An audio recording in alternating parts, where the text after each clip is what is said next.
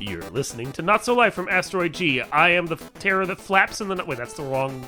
That's Disney. That's Disney, not Warner Brothers. I am your host, Mike Finkelstein. Joined in the booth, as always, is... Josh, used to disappointment, Schaefer. When it comes to Warner Brothers and the DCEU, yes. Okay, so let's launch right into this, because I feel like your not intentional segue, but absolutely a segue helps us out.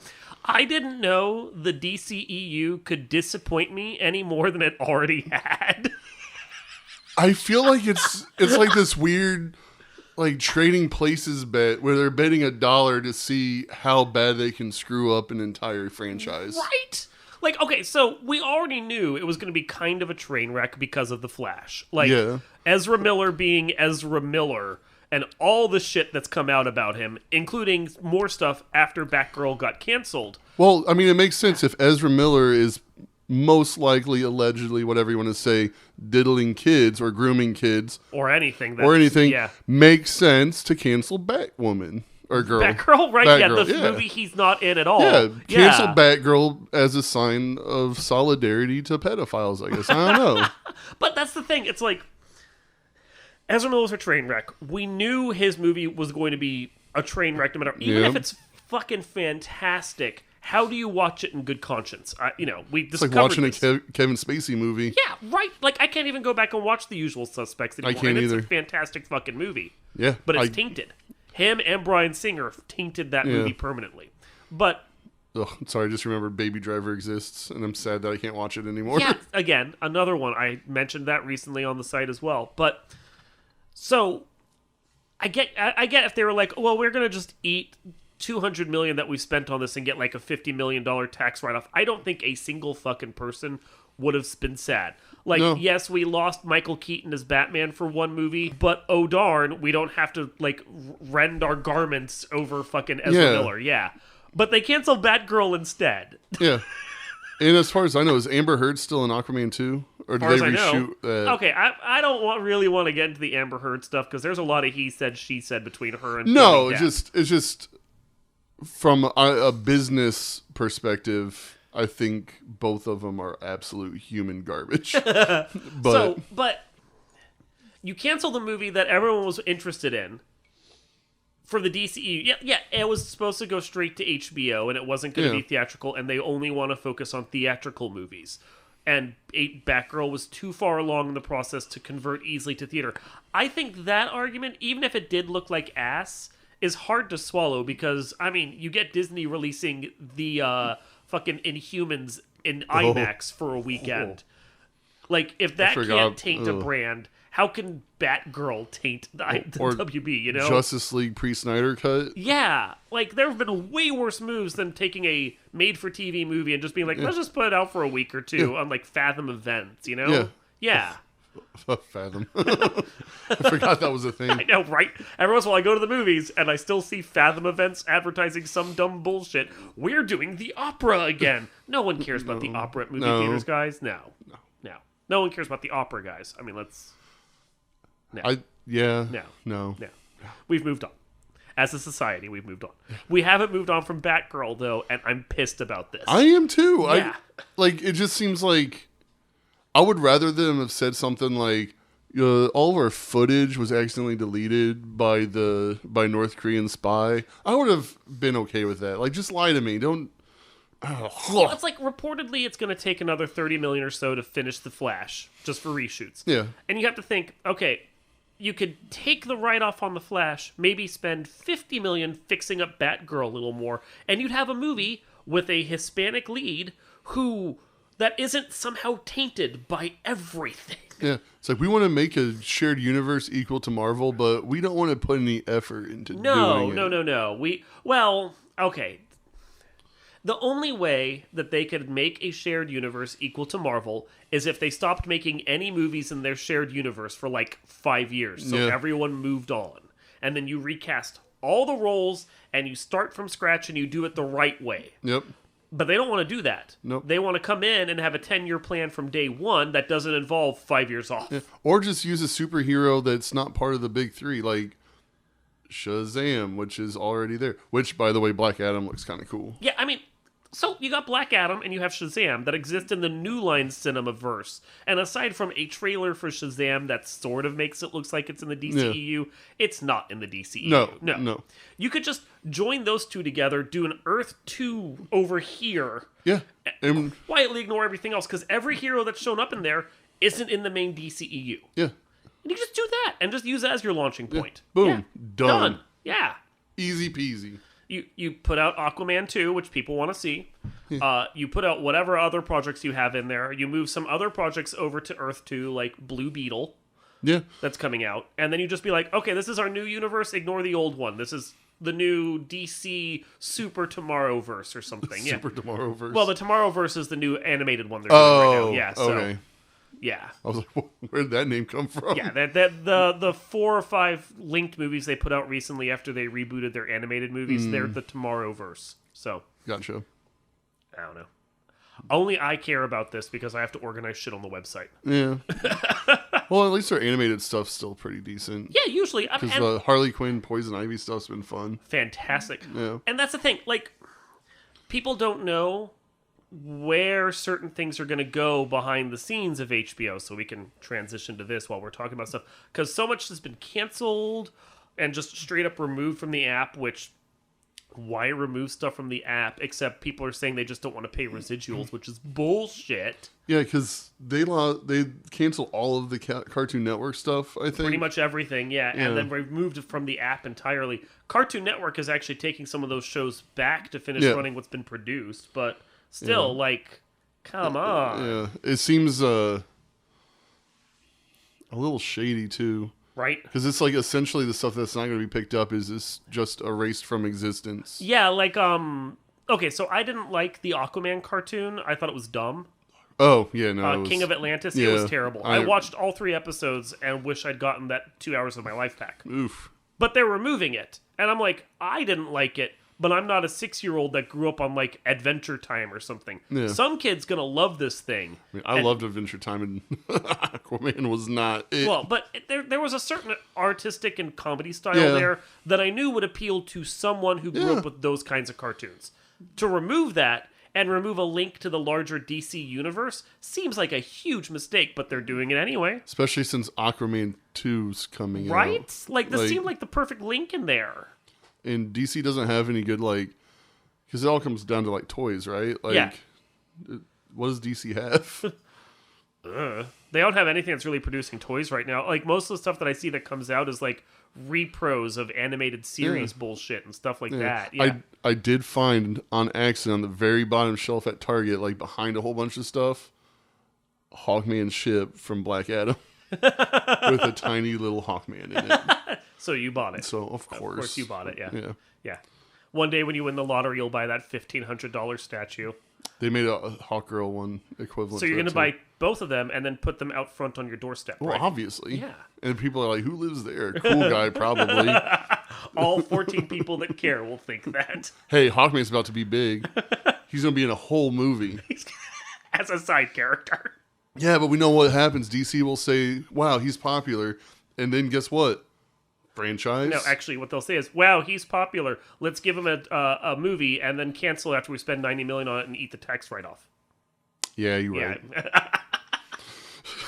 No! Now there's going to be 7 Hawkman fans. Ugh.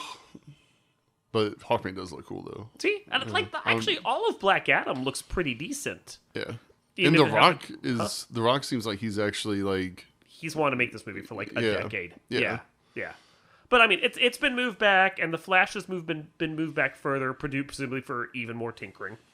And, like, other stuff's been moved around and so forth, which is just usual Hollywood bullshit. But you get the vibe that the guy that's coming in, David Zaslav, or whatever the fuck his name is, the Discovery guy.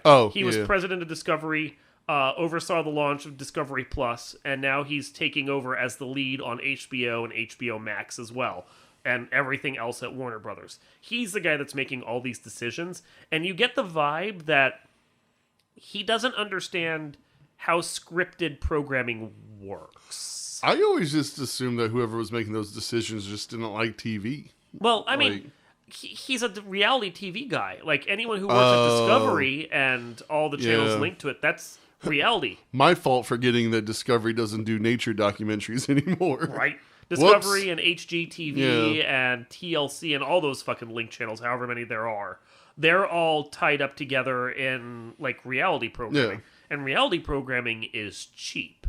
Yes. Dirt cheap. You set up some sets, and then you just film some people, and you spend, like, a couple $1,000s an episode. Like, HBO just put out House of the Dragon, and that's, what, like, $10 million an episode or some shit like that? Have you watched it, or did you watch it? I watched the pilot. Was it good? No. Okay. We can talk about that in a second if you want. But... Well, I didn't. I am just like straight up. Not. I want to say boycotting, like a soft boycott. Like I don't care if people watch it, but it's not for me. Well, we'll cover House of the Dragon over in an outtake. But so it's the thing though of you're marrying a reality TV service to a scripted service, right, and putting the reality guy in charge of it. Like, I think you could put a scripted guy in charge of reality because he's like, this is one fraction of our budget. You know what? Just keep doing what you're doing and throw money at the problem. Yeah, whatever. That makes it easy. Yeah. The reality guy taking over on scripted is going to look at it and go, I can produce shows for $2,000 an episode, and you want me to spend how many millions an episode? No, we need to do this. We have to scrap everything and start over, and that's basically what you're seeing. Like. Although I would watch a real world with superheroes, like Robot Chicken used to do. But it's got to be JLI? JLI, yeah. Just like Booster Gold and Blue Beetle just hanging out and just like bitching about each other. That would be Lord great. Being the straight guy. Yeah. Don't even script it. Just get some good comedians that can ad-lib. Yeah. Give them a plot idea and just let them go for a half an hour. Yeah. Yeah.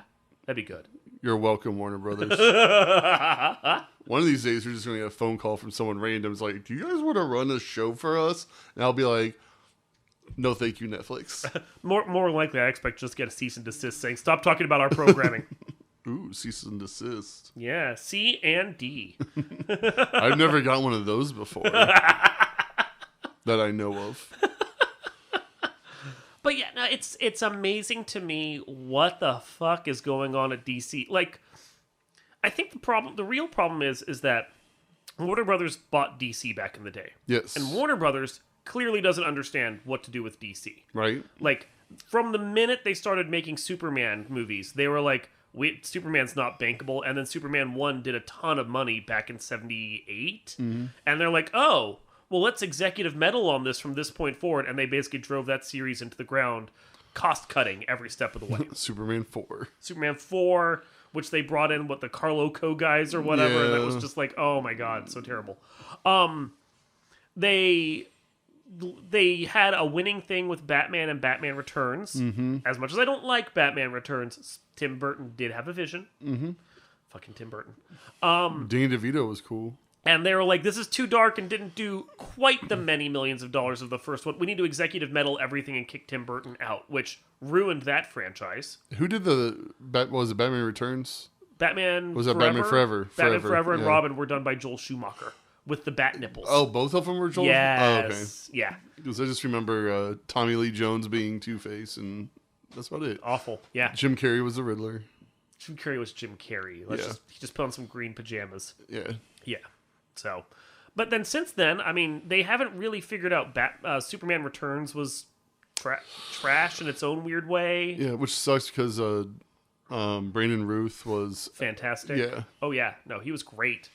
And then Man of Steel which also sucked because they cast Superman very well. Yeah, but they didn't know what to do with it.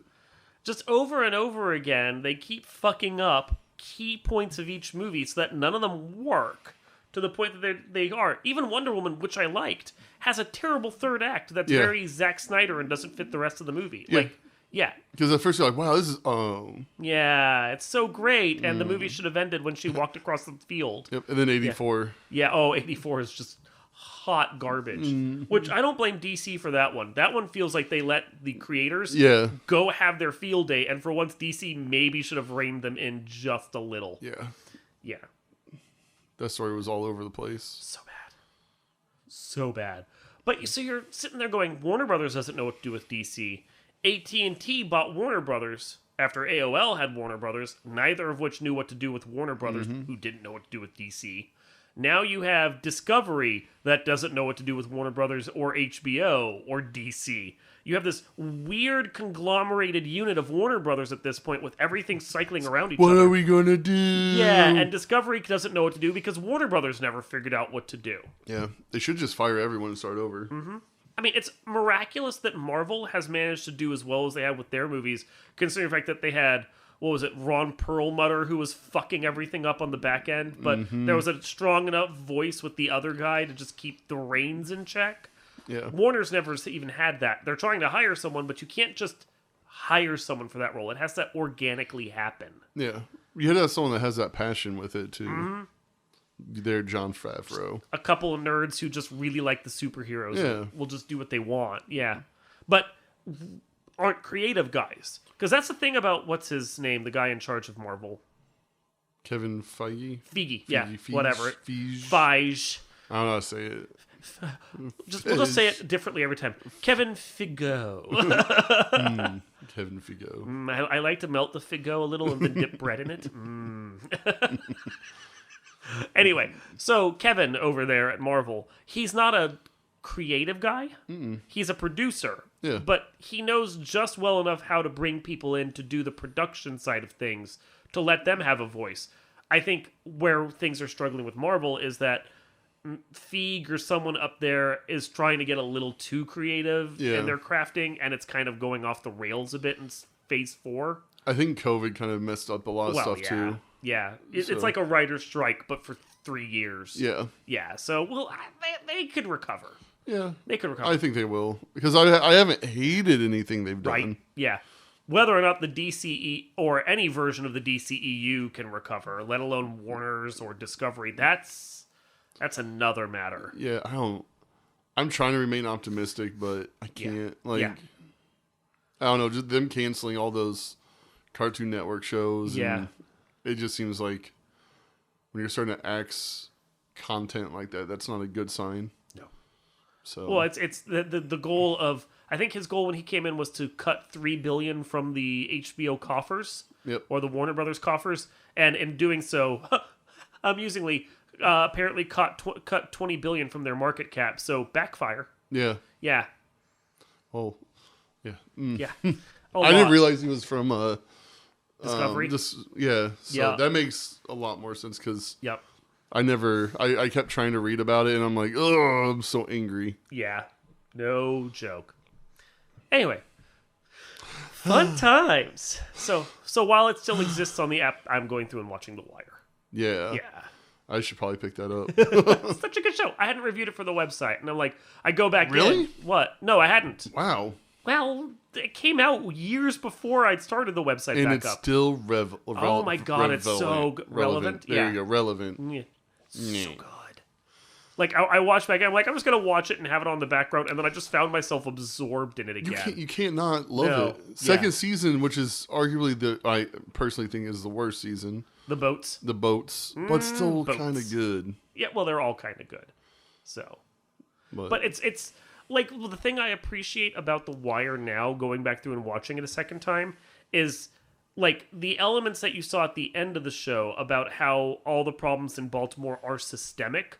Start in the first season, you just don't realize it at the time. Yeah. Like, there's a whole arc to the series that was clearly plotted from the beginning that you didn't realize until you go back and watch it again. It's kind of amazingly good.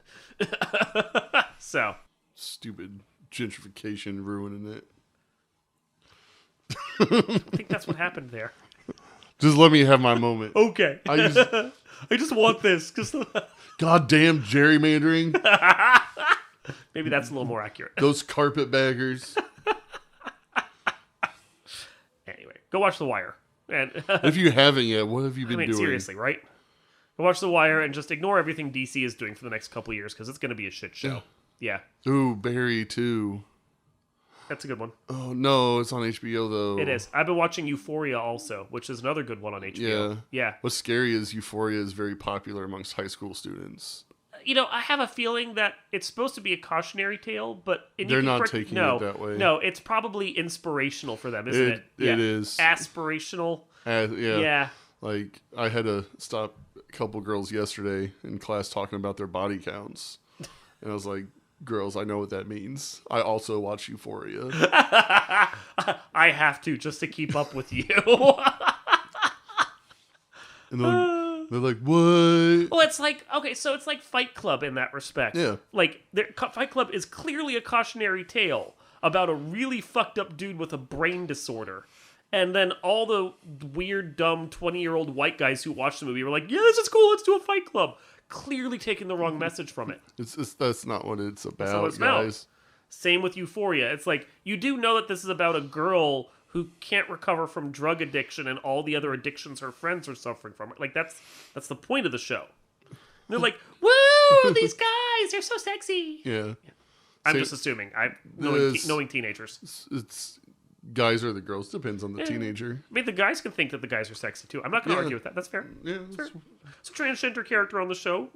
We shouldn't be judgmental. No. About that part. No. About everything else. Yeah. It's like, clearly this wasn't meant for your generation, but... Well, I mean, older Gen Z, I guess.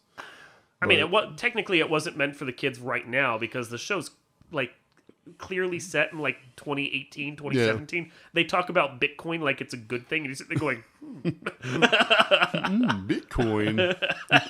Let me invest some of my money in that. Yeah, there is no way that could ever be a Ponzi scheme, no. What do you mean, NFTs? That sounds like a good thing. Still better than House of the Dragon, though. Yeah. I'd rather buy 100 NFTs from Funko Pops than have to watch House of the Dragon. That is a bold statement right there, and probably worth your money at that point. Yeah. Because I did not know that Funko Pops has NFTs that they Everyone sell. has NFTs. I know, it's stupid. It's probably NFTs of, like, figures from the DCEU, too. Ugh. Just to bring it back around. Yeah. So HBO. It's not TV, it's NFTs. You got the NFT on the HBO and TTYL. Anyway, let's all just be mad about Batgirl for the next, like, 5 years. And then at some point it's going to leak out and we'll be able to get a bootleg copy off, like, the convention circuit. Well, yeah, one of those weird backwater conventions. Yeah. It's like Michael Keaton isn't wearing his costume, but it's still pretty cool. He got his green balls taped all over him. I gotta admit, if it was just Michael Keaton wandering around in, like, just a loose dress shirt and jeans, I would buy that as Batman. Yeah. He's like, I'm retired. I'm just going to be old man Batman and just, like, hang around in my dungarees. That's why you think Multiplicity is really just Batman 2.0. Or Birdman. I would watch Beetlejuice if he just hung around in his dungarees. I'm just telling you, like, no makeup. He's just doing the voice and the smile. I would watch a Beetlejuice sequel for that. I miss Michael Keaton. How do you miss him? He's still around. What has he been in? Like, he was in Birdman, which was cool. He was also Vulture in Spider-Man. Oh, yeah, he was. Yeah. The only villain I think that the MCU hasn't killed off. Yeah, pretty much. Except for Abomination. I mean, they revived all these Spider-Man ones in the third film. Oh, that's true. Yeah. They did. Yeah. But they all turned good guys at the end, though. Yeah, so it's not really villains anymore. Anyway. All right, well, this has been Not So Live from Asteroid G, still lamenting the loss of Batgirl. R.I.P. Batgirl. Would she have been Barbara Gordon? Was that? I don't think she was. I thought she was supposed to be, what's her face? Cassandra or the third one? The third. Stephanie Brown? Stephanie, No. not Stephanie. Not Stephanie Brown. Because Cassandra, maybe, I don't know. Cassandra maybe Cain, though, was Asian, wasn't she? Yeah, she was. She was Tibetan, I think. I don't remember. It's been a while. I don't know. I know that the Jim Gordon in the movie was going to be the J.K. Simmons. Yeah. So it was a white Jim Gordon, but then Barbara was adopted anyway, so it doesn't... Yeah. She can I be guess it adopted doesn't from really his, matter. like, his detective partner instead of whatever, like, cousin or some shit.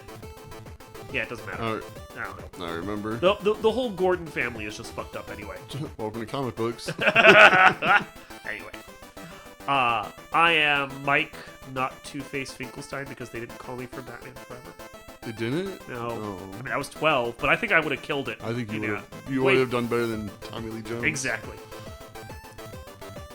You are. Josh Schaefer, still disappointed. And we will see you next time.